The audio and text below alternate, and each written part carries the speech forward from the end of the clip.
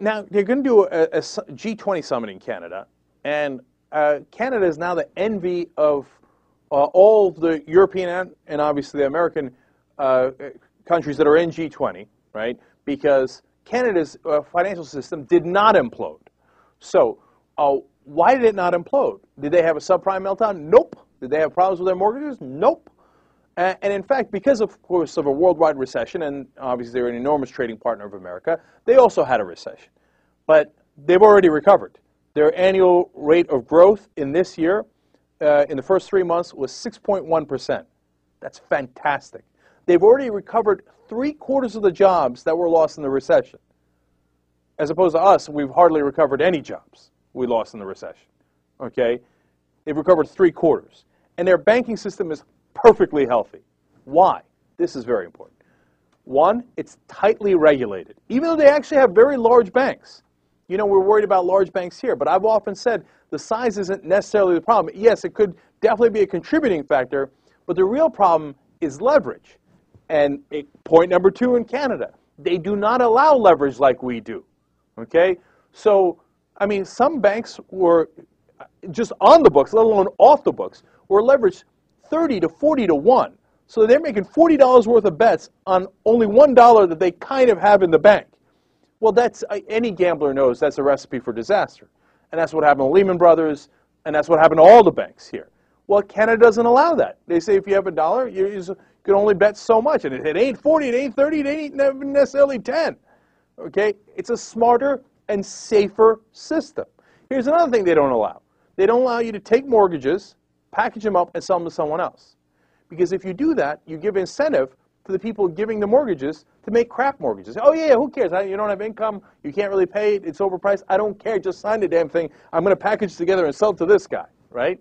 That's what we did here in the U.S. Another recipe for disaster. Canada doesn't allow it. If you make the mortgage, you keep the mortgage. All of a sudden, if it's your ass on the line, you're like, let me check your papers again.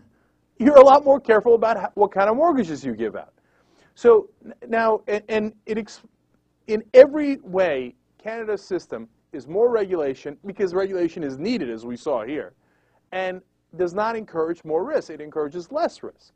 So the reason I emphasize this so much is because there is a right way to do this. People always talk about, oh, well, you know, if we just knew what to do, but we don't, nobody could have seen this coming, etc. No. The Canadians saw it coming. They have the right system.